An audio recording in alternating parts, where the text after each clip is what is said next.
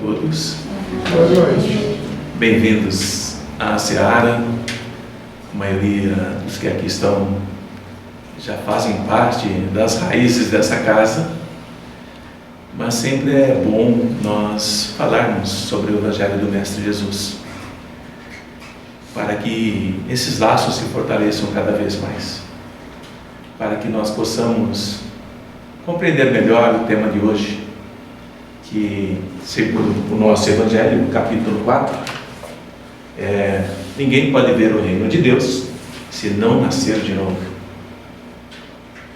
E aqui, nesse capítulo, tem uma série de explicações que nós vamos tentar interpretar de uma forma bem suave para que todos possam compreender. Acima de tudo, sempre a nossa prece.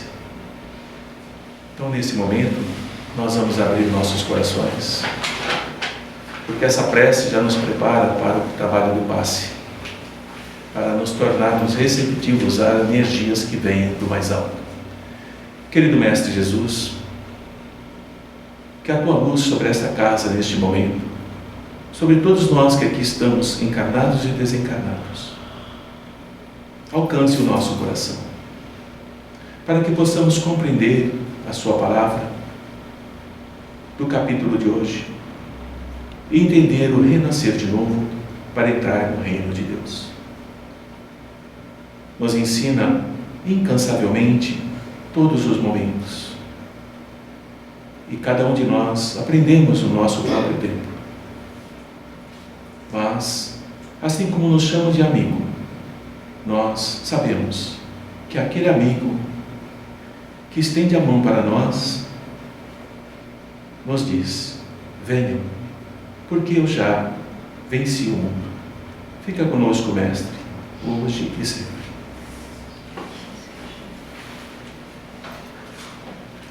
Vamos abordar esse tema.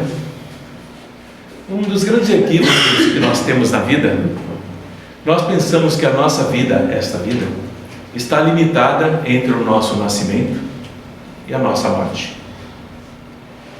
Nesse interregno, nesse espaço, tudo que tiver que acontecer, tudo que tivermos que aprender, tudo que tivermos que praticar, tudo aquilo que falamos, tudo aquilo que pensamos, está limitado nesse espaço entre o nosso nascimento e a nossa morte. Raramente nós pensamos de onde viemos e menos ainda para onde vamos, porque a morte para nós ainda é assustadora.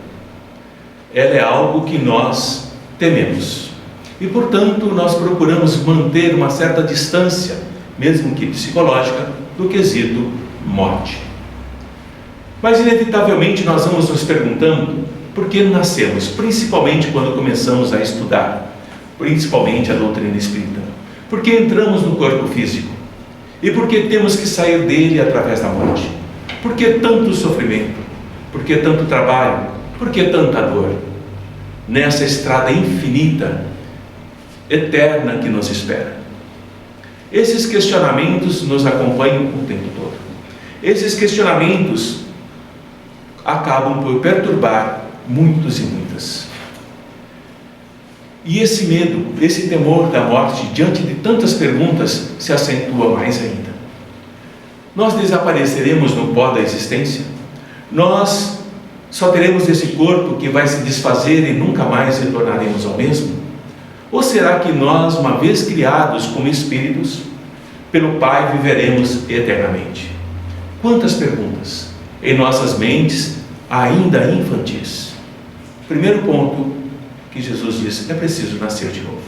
Nós ainda estamos numa infância da compreensão da fala do Mestre Jesus, do reino de Deus. Se entendermos, segundo a doutrina espírita, que os nossos corpos são vestimentas, são roupagem, que vão nos proporcionar algumas conquistas, corrigir alguns erros, vencer alguns limites das nossas próprias paixões, nós compreenderemos que estamos sim anulando, reparando nossas dívidas. Consequentemente, toda manifestação de alegria ou de tristeza ou de sofrimento, de acordo com o princípio da reencarnação, tem a sua origem nas raízes somáticas do nosso passado, em outras vidas que nós habitamos, corpos diferentes dos corpos de hoje. Toda a concessão de felicidade que nós recebemos, ou de infelicidade, estará vinculada a essa anterioridade do nosso corpo, que vai proporcionar no momento de hoje esse crescimento e essa maturidade que nós estamos buscando, às vezes inconscientemente.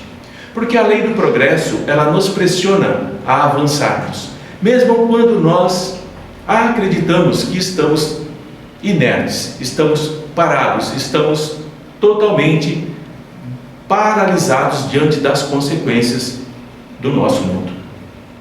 Se nós somos autores do nosso destino espiritual, nós estamos construindo, de acordo com os nossos pensamentos, de acordo com as nossas palavras e de acordo com os nossos atos, aquilo que virá em um futuro próximo ou distante. A fala do Mestre Jesus, vigiai e orai, não é como a maioria de nós pensamos. Será que é orar e vigiar ou vigiar e orar? Não importa nesse momento, porque nós precisamos vigiar as nossas palavras. Nós precisamos vigiar os nossos pensamentos. E nós precisamos vigiar as nossas atitudes. E esse vigiar, que é constante, que é premente, que se faz presente todos os dias, está ligado a um quesito chamado consciência. A nossa consciência nos diz que, por sermos autores do nosso próprio destino, nós temos uma meta espiritual, através de algo que nós chamamos determinismo das leis divinas, que é a perfeição de cada um de nós que aqui estamos. Inevitavelmente, por mais que nós possamos resistir, por mais que nós sejamos calcetas, por mais que nós sejamos teimosos, essa lei divina nos impele a esse progresso para que possamos alcançar essa perfeição. Equivocadamente pensamos que estamos muito distante do Mestre Jesus, que jamais o alcançaremos.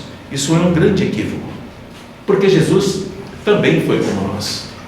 Jesus também não teve nenhum privilégio, não houve nenhum acréscimo a ele que não foi dado a nós.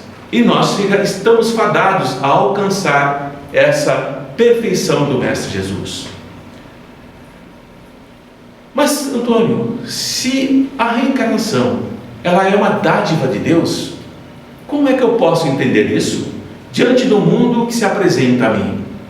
Um mundo onde nós sofremos, quando nós estamos vendo no dia a dia irmãos nossos tremendamente aflitos, carregando sofrimentos, dores que vão os esmagando lentamente. Sejam essas dores orgânicas, sejam essas dores mentais, psicológicas. Nós vivenciamos isso e nós vemos isso. Como é que eu posso entender que a reencarnação é uma dádiva divina se eu me deparo com irmãos nossos atormentados em enfermidades orgânicas, mentais, que os faz sofrer irreversivelmente e, diante do mundo em que nós vivemos, sem nenhuma perspectiva de cura? E aqueles que sofrem com os descontroles da emoção, da fragilidade orgânica, tenho isso no meu lar, tenho isso como amigo, tenho isso em todos os lugares, doenças degenerativas, incuráveis, que vão permanecendo, prendendo irmãos nossos em paralisias, em demências, que se debatem em grande dor familiar e individual. Outros que são aleijados, retorcidos, que vão experimentar uma soma cada vez crescente de dores maiores que não cessam. Como eu entender essa questão da reencarnação? Será que não seria melhor a ressurreição? Porque a ressurreição pressupõe que nós vamos deixar esse corpo e em um determinado tempo, que está distante do nosso conhecimento e da nossa concepção, nós voltaremos para esse corpo que está sepultado. Sabemos que isso não é possível, mas o conceito de ressurreição é esse: você retorna ao corpo que você já possui. Mas a reencarnação nos mostra que nós retornamos em outras vidas, em outros corpos, com outros aprendizados, com outros familiares, em outro universo, em outro mundo, em outro local, com novas experiências que vão nos levar a esse caminho da perfeição. E por outro lado, diante de tanto sofrimento, eu começo a me deparar com pessoas extremamente belas, corpos deslumbrantes, campeões de beleza, campeões de inteligência, campeões de saúde, extremamente afortunados em termos de dinheiro, desperdiçando tudo isso diante de uma inutilidade e diante de insensatez. Como medir isso? Tanto o sofrimento de um lado e tantas benesses do outro. Milhões de irmãos que estão na ignorância e que experimentam as tarefas rudes. Milhões de irmãos que trabalham em campos e cidades em trabalhos pesadíssimos, explorados, escravizados, enquanto outros vão se divertir na ociosidade das praias e nos balneários, inúteis. Como entender isso? Como entender que uns se divertem tanto num festival de sexo, de drogas, de desgastes do corpo e da alma, enquanto outros trabalham de sol a sol? Que reencarnação é essa que o Pai nos dá como dádiva, que nos dá como presente? E diante desses questionamentos, muitos desistem, não entendem, não compreendem e resolvem abandonar esse teatro, esse campo, esse mundo, porque se deparam com alguns nascidos em imensas cidades e outros nascendo em cavernas. Como compreender isso? Para alguns bilhões, casebres insalubres nas favelas, para outros palafitas, para alguns berços dourados, para outros apenas um capim seco.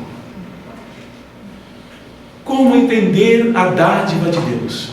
Como o Pai consegue estabelecer o equilíbrio que Jesus nos fala? Como compreender a reencarnação? Diante desses quadros extravagantes que vão nos ferindo a nossa alma, com punhais que são invisíveis, mas que ferem profundamente e nos faz levar ao questionamento. Por que o excesso num grupo e a absoluta falta de tudo em outro grupo? Porque aqueles que possuem muito da riqueza material não possuem paz. Perceberam? Não possuem paz. Enquanto aqueles que não têm nada de material gozam de saúde perfeita. Oh, que Pai é esse? Tanta saúde para quem não tem nada. E para aquele que tem muito financeiramente, muito do mundo, desequilíbrios, doenças terríveis. Onde está essa justiça? Poderemos compreender que esse Supremo Pai nos criou a todos, nos deu um corpo para que nós tivéssemos uma única existência humana, do berço ao túmulo, diante desse complexo da existência de cada um e daqueles que aqui percebem. Criação em grupos separados. E terminando essa pequena introdução, alguns para as expressivas venturas na terra, alegrias, felicidades na terra, e também as glórias dos céus. Se eu tenho tudo, se eu vivo feliz, se eu vivo bem, se eu tenho acesso a tudo, eu também tenho acesso às glórias do céu. Enquanto outros que suportam as misérias, que suportam as doenças do corpo, que suportam o analfabetismo, que suportam a pobreza, com as suas mentes desequilibradas, sofrimento terreno e infelicidade no mundo de Deus, regiões sombrias, de grande sofrimento. Que Pai é esse? Porque uma parte da humanidade é tão presenteada e outra tão esquecida. Predestinação para a felicidade para uns e miséria para outros, desgraça para outros. Reencarnar e não ressuscitar. Reencarnar implica em aprendizado. Por isso que Jesus diz que é necessário nascer de novo, porque a cada nascer nós adquirimos um novo corpo. Mas ele completa dizendo: para ver o reino de Deus é preciso nascer de novo. Não basta renascer no corpo, é necessário renascer na consciência, é necessário mergulharmos em nós. Por isso nós teremos inúmeros renascimentos.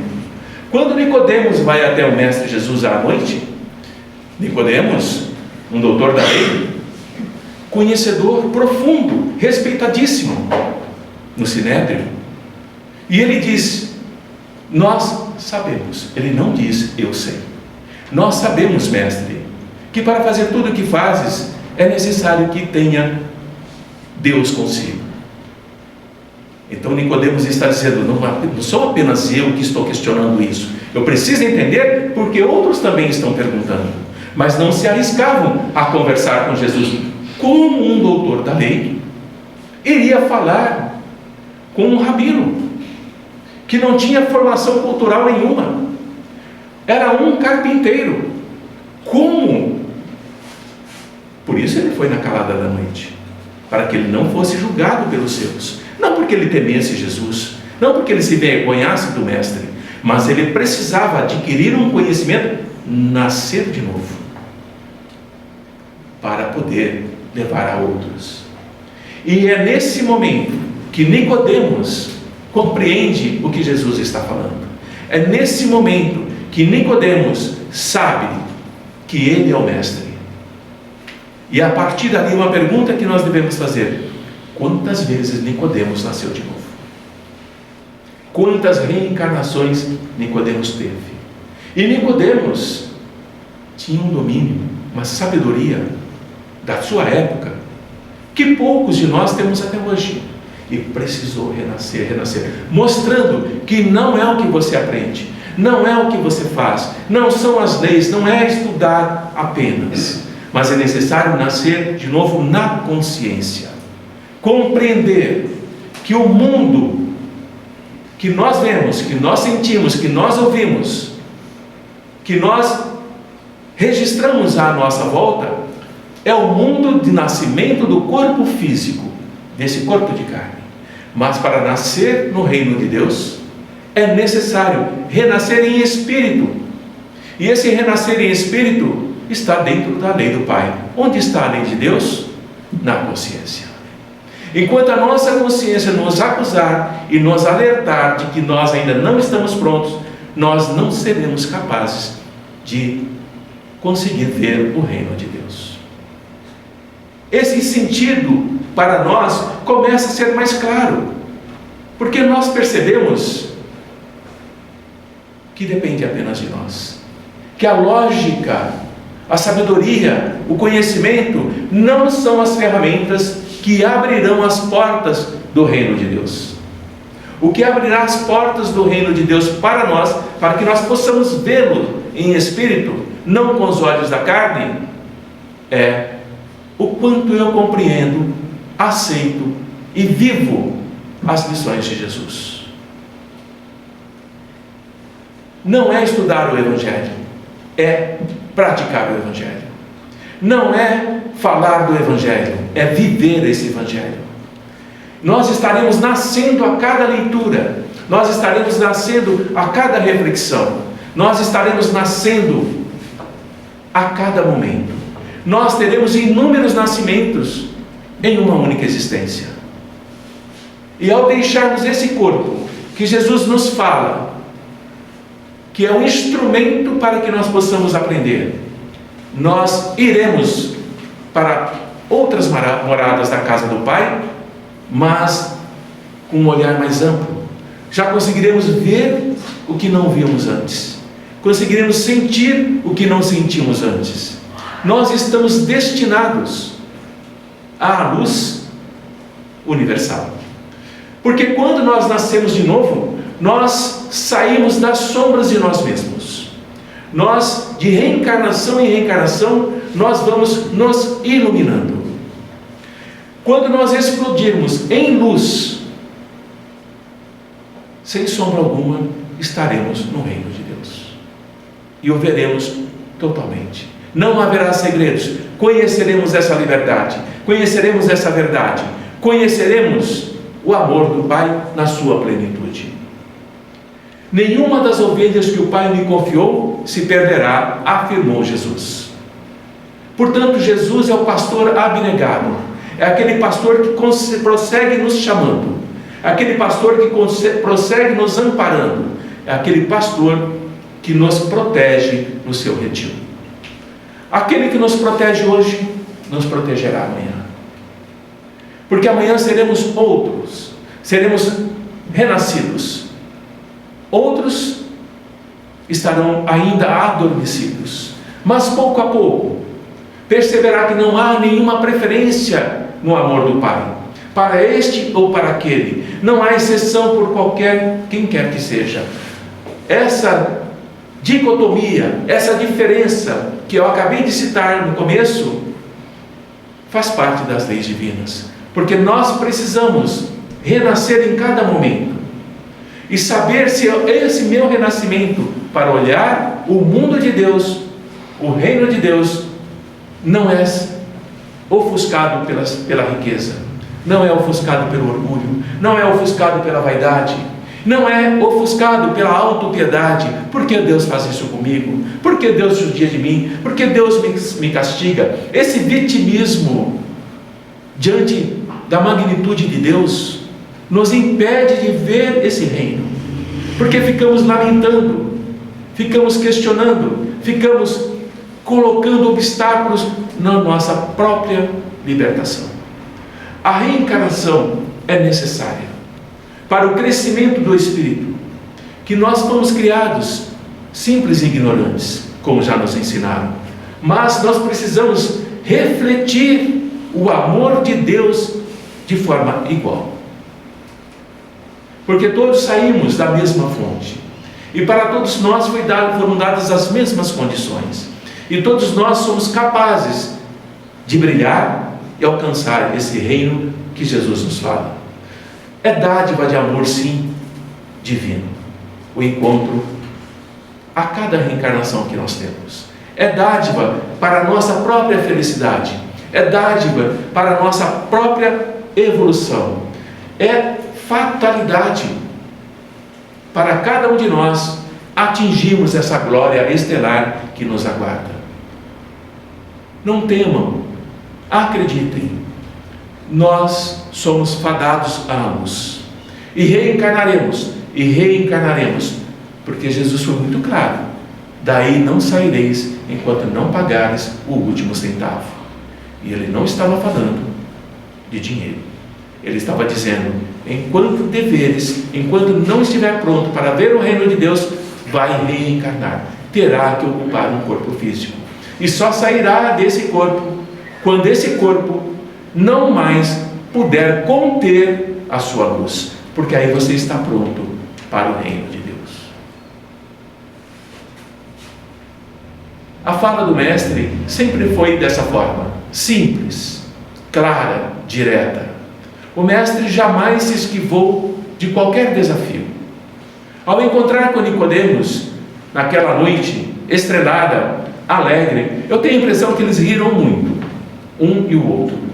Aquele procurando o conhecimento, e aquele outro que tem esse conhecimento, não se vangloriando, não fazendo jactância dessa sabedoria, não se aprofundou em filosofias complicadas, apenas disse para Nicodemos, aquele doutor da lei, que compreenderia em poucas palavras: é necessário renascer de novo para ver o reino de Deus.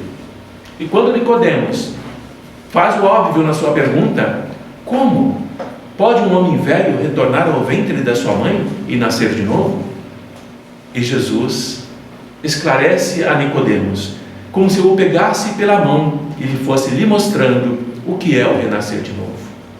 Compreender que a existência que aqui estamos é um renascimento, não do corpo, mas do espírito.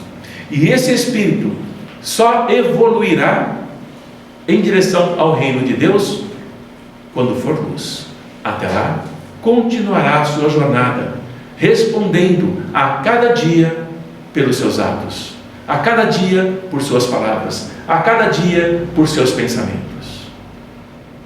Vigiai e orai, para que possam entrar no reino de Deus. Porque o Pai espera por todos nós, mas chegar até lá é caminhada nossa, é jornada nossa individual. Cada um de nós temos essa jornada. Cada um de nós poderemos mais rápido, mais lento, ou sentar à beira do caminho, esperar os outros passarem. E depois reclamar, porque o Pai não lhe deu oportunidade de alcançar o reino de Deus. Todos nós temos. Procurei fazer um resumo desse capítulo. Não falei dos laços de família, porque já está embutido nisso. Se nós estamos na família, é porque há caminhos a serem acertados. Há situações a serem arrestadas. Há ligações sutis que devem ser resolvidas. Portanto, os laços de família também é uma experiência do reino de Deus, para que nós possamos, à medida que evoluímos na nossa família, com todos os reveses que existem, sabemos quais são, nós retornarmos à pátria espiritual para a verdadeira família, que é a família espiritual. E assim, também estamos a caminho do reino de Deus. Em cima da hora, Soninha já está bocejando aqui, né? Tá. Lilian também. Eu vou fazer a prece para preparar para o passe.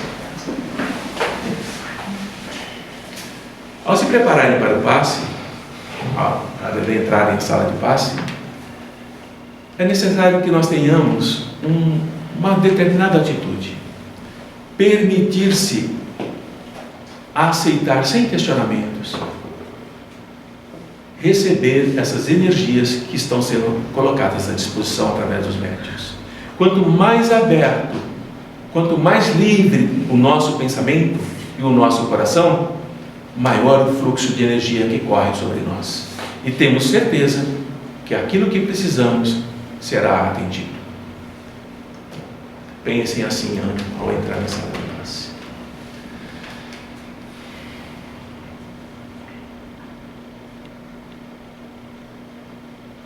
Ó Mestre Jesus,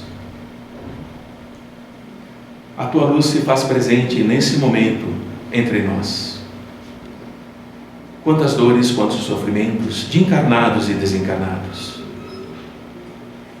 Mas a Sua suavidade acalma o nosso coração. A Sua gentileza abre os nossos olhos e direciona os nossos passos. Um passo após o outro, e o caminho se abre para todos nós. E sentimos a alegria de agora estarmos na jornada correta, de vermos essas veredas aplainadas, os espinhos retirados, as pedras afastadas.